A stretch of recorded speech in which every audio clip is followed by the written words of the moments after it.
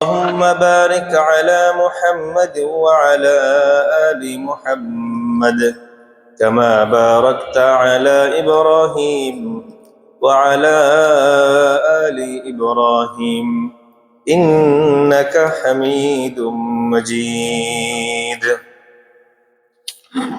اللهم أرنا الحق حقا وارزقنا اتباعه وأرنا الباطل باطلا وارزقنا اجتنابه. اللهم علمنا ما ينفعنا وانفعنا بما علمتنا وزدنا علما. আল্লাহ তাআলার মেহেরবানি আমাদেরকে জুমার নামাজ আদায়ের উদ্দেশ্যে মসজিদে আসার তৌফিক দিয়েছেন। এজন্য সকলেই অন্তরের অন্তঃস্থল থেকে কালিমাতুশ শুকর আদায় করি আলহামদুলিল্লাহ।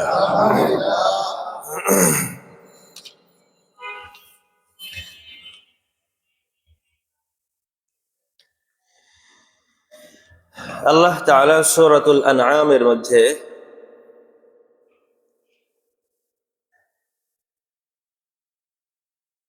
রাত এবং দিন যে আমরা অতিবাহিত করি এই ব্যাপারে বিস্তর আলোচনা করেছেন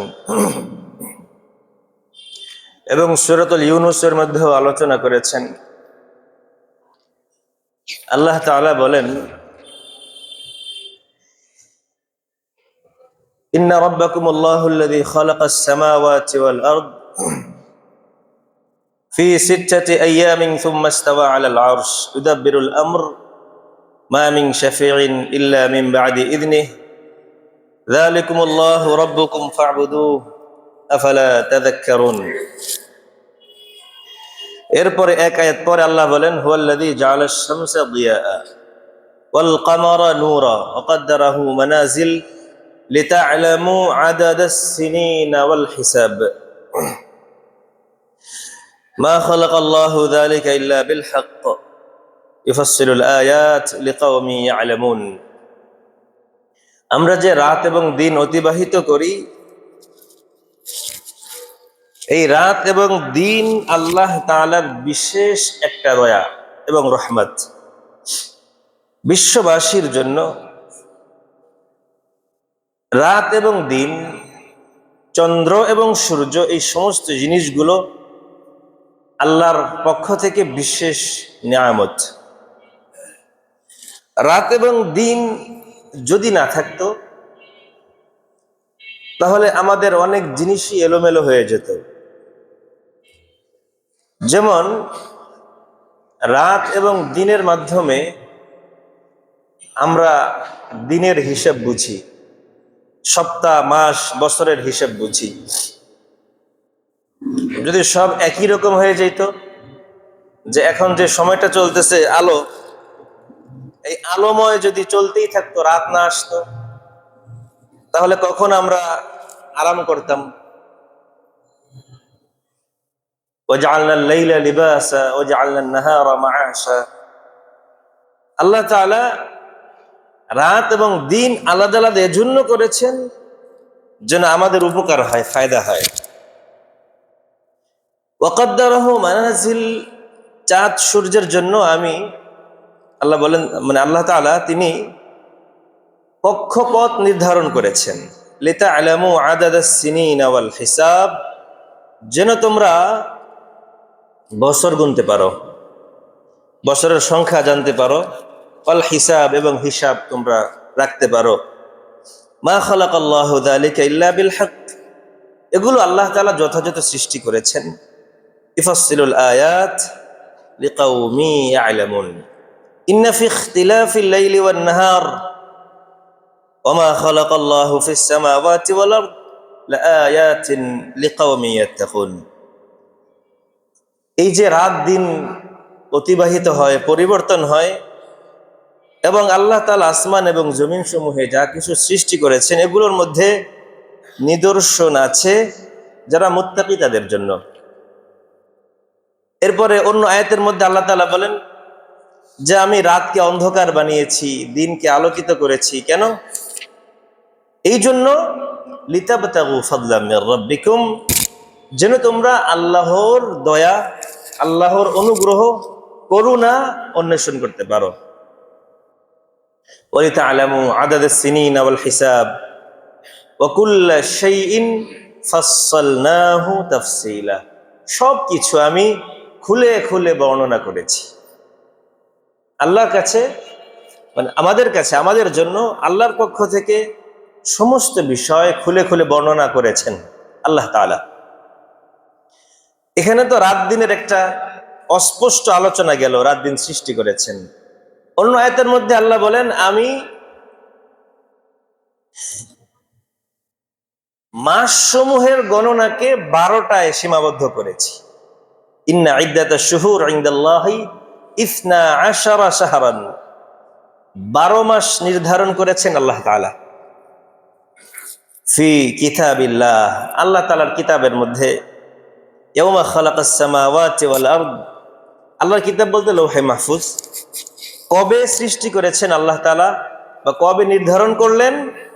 ইয়াউমা খালাকাস সামাওয়াতি ওয়াল আরদ, যেদিন তিনি আসমান জমিন সৃষ্টি করেছেন সেদিনই পৃথিবীবাসীর জন্য বছর হিসাবে, বছর গণনা করার জন্য 12 মাস আল্লাহ তাআলা নির্ধারণ করেছেন। মিনহা আরবাআতুন হুরুম যালিকা দ্বীনুল কাইয়্যিম ফালা তাযলিমু ফীহিন্না আনফুসাকুম। কাজেই এই যে মাসসমূহ রয়েছে, এই মাসসমূহের মধ্যে তোমরা নিজেদের উপরে জুলুম করো না। কি করো না? জুলুম করো না, নিজেদের উপরে জুলুম করো না। জুলুমটা কেমনে?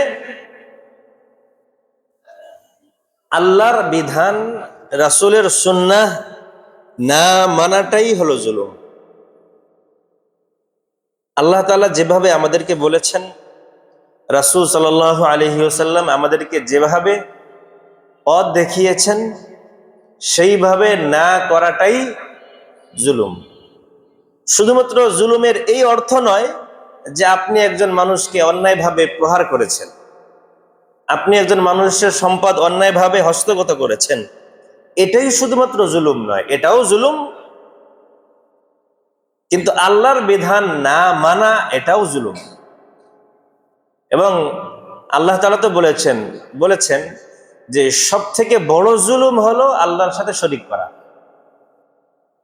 ইন্না শিরকা লা যুলমুন আযীম। আল্লাহর বিধানটা না মানাটাও জুলুম।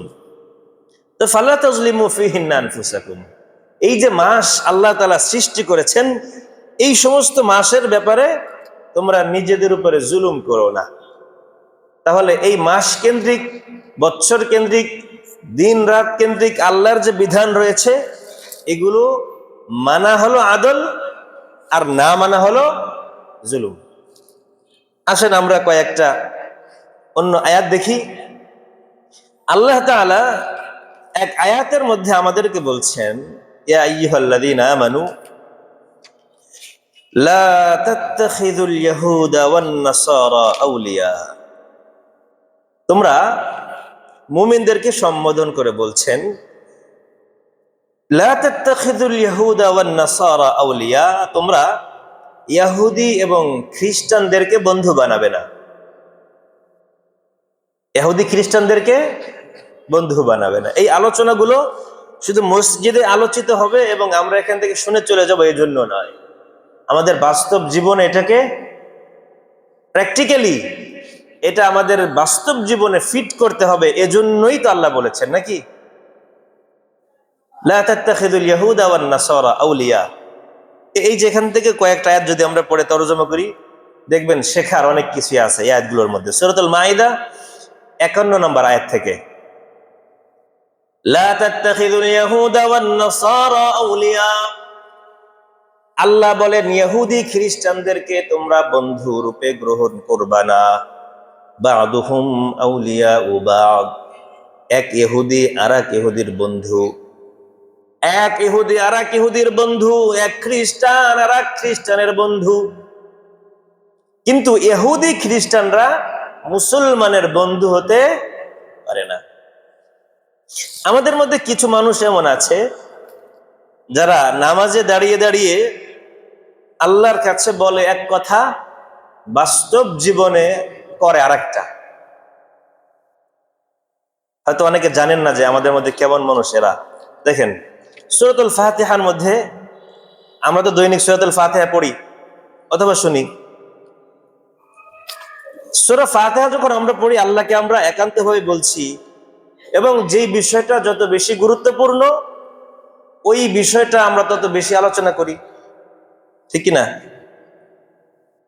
তো সূরাতুল ফাতিহার এই বিষয়বস্তুগুলো এত বেশি গুরুত্বপূর্ণ যে আমরা প্রত্যেক রাকাত নামাজের মধ্যে এটা পড়ি। নফল নামাজ হোক, সুন্নাত নামাজ হোক, ওয়াজিব হোক, ফরজ হোক, যে কোনো নামাজ, এই নামাজের মধ্যে আমরা ফাতিহা পড়ি। ঈদের নামাজে পর্যন্ত পড়ি, কিন্তু জানাজায় পড়ি না। কি বলেন? কেন জানাজায় পড়ি না? জানাজা কি কম গুরুত্বপূর্ণ নামাজ? কি বলেন? জানাজার নামাজ কি কম গুরুত্বপূর্ণ? তাহলে কেন আমরা জানাজার নামাজে ফাতিহা পড়ি না? বলেন, একটা প্রশ্ন থাকে কি না? যে গুরুত্বপূর্ণ বলেই আমরা ফাতিহা পড়ে থাকি, তাহলে জানাজার নামাজ তো কম গুরুত্বপূর্ণ না, বরঞ্চ জানাজার নামাজ পড়া ফরজ। কি বলেন? ফরজে কিফায়া। তাহলে জানাজার নামাজটা আসলে নামাজ না। আসলে কি না? নামাজ না, এই জন্য পড়ি না। নামাজ হলে পড়তাম। যে কোনো নামাজে আমরা ফাতিহা পড়বো, কিন্তু যেটা নামাজ না সেখানে আমরা, কথার কথা, আমরা যে খুতবার মধ্যে দুরূদ শরীফ পড়লাম, এই সময় কি ফাতিহা পড়ছি? তাহলে দুরূদ শরীফ কি কম গুরুত্বপূর্ণ? কি বলেন? দুরূদ শরীফ কম গুরুত্বপূর্ণ না, দুরূদ শরীফের জায়গায় আমরা ফাতিহা পড়ি নাই। তাহলে এই নামাজের সাথে দুরূদের কথা কেন আসলো? এটাও একটা প্রশ্ন, ঠিক কিনা? দেখেন, আল্লাহ তাআলা বলেন, ইন্নাল্লাহা ওয়া মালাইকাতাহু ইউসাল্লুনা আলান নবী। আল্লাহ এবং তার ফেরেশতারা, আল্লাহ এবং ফেরেশতারা নবীর উপরে নামাজ পড়ে। কি পড়ে? ইউসাল্লুনা আলান নবী। সালাত, সাল্লা ইউসাল্লি মানে নামাজ পড়া। সাল্লা ইউসাল্লি মানে কি? নামাজ পড়া। তাহলে ইন্নাল্লাহা ওয়া মালাইকাতাহু ইউসাল্লুনা আলান নবী ইয়া আইয়ুহাল্লাযীনা আমানু সাল্লু আলাইহি ওয়া সাল্লিমু তাসলিমা। আল্লাহ এবং ফেরেশতারা নামাজ পড়ে। এটা কি নবীর উপরে নামাজ পড়া তরজমা সহিহ হবে? সহিহ হবে? তাইলে এই সালাত দ্বারা উদ্দেশ্য হলো দুরূদ পড়া। কি পড়া? দুরূদ পড়া। তাহলে আল্লাহ এবং তার ফেরেশতারা নবীর উপরে নামাজ পড়ে না দুরূদ পড়ে? দুরূদ পড়ে। তাইলে বোঝা গেল নামাজ মানেই রুকু সাজদা কিরাতওয়ালা নামাজ না, নামাজের আরো অর্থ আছে। নামাজের যে অনেক অনেক অর্থ আছে, 4টা অর্থ হয়, ওই একটা অর্থ হলো জানাজার নামাজ মানে মৃত ব্যক্তির জন্য দোয়া। কথা বুঝতেছেন? তাইলে দোয়ার ক্ষেত্রে, দুরূদের ক্ষেত্রে আল্লাহ যখন রাসূলের উপরে দুরূদ পড়ে, আল্লাহ কি সূরা ফাতিহা পড়েন? পড়েন না। তাহলে আমরা যখন রাসূলের উপরে দুরূদ পড়বো, ফাতিহা পড়বো না। আমরা যখন কোনো মানুষের জন্য দোয়া করব, এটা জানাজার নামাজ হোক অথবা এমনি হোক, ফাতিহা পড়া জরুরি না। বুঝে আসছে? তাহলে জানাজার নামাজে যে ফাতিহা নাই, এটা কি হুজুরদের বানানো না কোরআন হাদিসে প্রমাণিত? চলেন, তাহলে আমরা গুরুত্বপূর্ণ সমস্ত নামাজের মধ্যে ফাতিহা পড়ি। তো ফাতিহা পড়তে পড়তে এক পর্যায়ে গিয়ে আমরা বলি, ইয়াকা না'বুদু ওয়া ইয়াকা নাস্তাঈন। এটা বলেন কি বলেন না? নাকি এই আয়াতগুলিকে বাদ দিয়ে পড়েন? যে এখানে আমাদের সমস্যা আছে, কারণ এই আয়াতগুলো যদি আমরা আল্লাহকে বলতে যাই আর বাস্তব জীবনের সাথে যদি মিলাই, তাহলে নামের শেষে মুনাফিক লকব জুটবে একটা একটা করে। লকব বুঝছেন? মানে পদবী, পদবী আছে না, সভাপতি, সেক্রেটারি, ক্যাশিয়ার, এবারে চেয়ারম্যান, মেম্বার, এমপি, মন্ত্রী, সচিব, এই সেই হাবিজাবি, আছে না এগুলো? তাহলে আমরা যদি ইয়াকা না'বুদু ওয়া ইয়াকা নাস্তাঈন এই আয়াত বুঝে বুঝে নামাজে পড়ি আর আমাদের বাস্তব জীবনের আমলটা মিলাই, তাহলে এক একজনের নামের শেষে কি পদবী আসবে? মুনাফিক। কি কারণে? দেখেন, আমরা বলি ইয়াকা, একমাত্র আপনাকেই না বুধু, মানে একমাত্র আপনারই গোলামি করি, একমাত্র আপনারই গোলামি করি। কার গোলামি? আল্লাহর। আল্লাহকে আমরা বলতেছি নামাজের মধ্যে, আল্লাহ একমাত্র দাসত্ব গোলামি আপনারই করি। ওয়া ইয়াকা নাস্তাইন, সাহায্য সহযোগিতা একমাত্র আপনার কাছেই চাই। বুঝছেন? গোলামি কার করি? আল্লাহর। সাহায্য কার চাই? আল্লাহর। তাহলে একমাত্র গোলামি যদি আল্লাহরই করি, তাইলে দুনিয়ার অন্যান্য মানুষের কাজ করতে গিয়ে নামাজ ছেড়ে দেওয়া, ফরজ ছেড়ে দেওয়া, এগুলো কি ওই কথার সাথে মিল আছে না নাই? মিল থাকে না। একমাত্র আল্লাহর গোলামি অর্থ এই যে আল্লাহর গোলামি যতটুকু আমার করা দরকার এতটুকু করার পরে সময় থাকলে দুনিয়ার কাজ কাম করবো, না থাকলে করবো না। এই তো। আচ্ছা, এটা আমাদের আলোচ্য আয়াত না, এই জন্য এটা আমরা সামনে যাচ্ছি না, সামনে আয়াত পড়ি।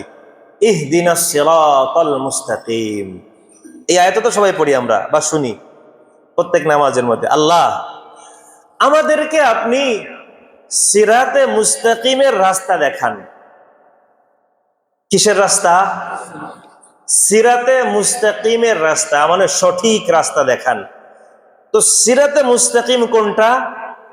এখানে আবার আমরা নিজেরাই বলি সিরাতাল্লাযীনা আন'আমতা আলাইহিম, ওই যাদের উপরে সাহাবায়ে কেরাম আপনি অনুগ্রহ করেছেন, যে সাহাবাদের, ওই সাহাবাদের রাস্তা আমাদেরকে দেখান। এই কথা কি শুধু ইমাম সাহেব বলে না, মুসল্লিরাও বলে মাঝে মাঝে সুন্নাত নফলের মধ্যে? সিরাতাল্লাযীনা আন'আমতা আলাইহিম, ওই সাহাবীদের উপরে আপনি যে অনুগ্রহ করেছেন, নিয়ামত দান করেছেন, ওই সাহাবীদের রাস্তা আমাদেরকে দেখান। আবার আমরা তারপরে কি বলি? আর কিছু বলি না, শেষ আর কি বলি? গায়রিল মাগদুবি আলাইহিম ওয়ালাদ-দাল্লিন। আল্লাহ রাস্তা তো আমরা চাই আপনার কাছে, সঠিক সরল রাস্তা চাই, তবে ইহুদি খ্রিস্টানদের রাস্তায় আমাদেরকে নিয়েন না। কি বলি? ইহুদি খ্রিস্টানদের রাস্তায়। এটা কি বানায় বলতেছেন? আপনারা নিজেরাই কাম করেন। আল্লাহর কাছে বলতেছে, আল্লাহ আপনার গোলামি করি, আপনার কাছে সাহায্য চাই, আমাদেরকে সরল রাস্তা দেখান, সাহাবাদের রাস্তা দেখান। কিন্তু ইহুদি খ্রিস্টানদের রাস্তা পদ্ধতি দিয়ে আমাদেরকে নিয়েন নাই রাস্তায়। ঠিক কিনা? এবার আসেন, এখন যদি কোনো মুসলমান নামাজের মধ্যে আল্লাহর একটা বলে, বাস্তব জীবনে আরেকটা করে, তাহলে তার পদবি কি? মুনাফিকের আলামত গুলো আমাদের মুখস্থ আছে না? বলে একটা, করে আর একটা, এটা তো মুনাফিক। তো আল্লাহ বলতেছেন যে ইয়া আইয়ুহাল্লাযীনা আমানু লা তাত্তাখিযুল ইয়াহুদা ওয়ান নাসারা আউলিয়া, তোমরা ইহুদি খ্রিস্টানদেরকে বন্ধু বানাবা না, কারণ ইহুদি খ্রিস্টানরা একজন আরেকজনের বন্ধু, তোমাদের বন্ধু হতে পারে না।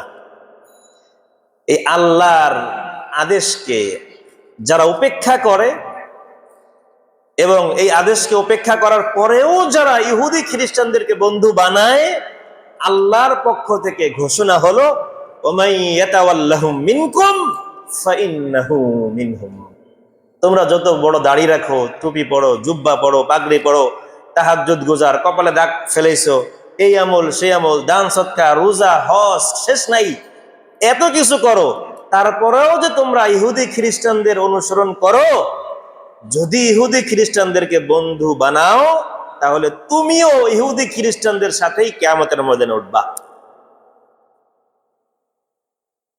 ওমাই ইয়াতাওয়াল্লাহুম মিনকুম ফাইন্নাহু মিনহুম, এই কথাটা কি মনে রাখা যাবে? মোটামুটি যাবে তো ইনশাআল্লাহ, নাকি 3-4 দিন পরে ভুলে যাইবেন?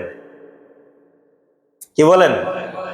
ইহুদি খ্রিস্টানদের আমরা, তারা যদি আমাদের বিরুদ্ধে যুদ্ধ না করে, তাহলে আমরা তাদের বিরুদ্ধে যুদ্ধে নামবো না, এই তো। তারা যদি আমাদের বিরুদ্ধে অস্ত্র না ধরে, আমরা তাদের বিরুদ্ধে স্বাভাবিকভাবে অস্ত্র ধরবো না। কিন্তু অস্ত্র ধরব না, যুদ্ধ করব না, এই অর্থ এই না যে বন্ধু বানাবো। তারা যুদ্ধ করুক আর না করুক, তাদেরকে বন্ধু বানানো যাবে না। এ কথা কার? আল্লাহ।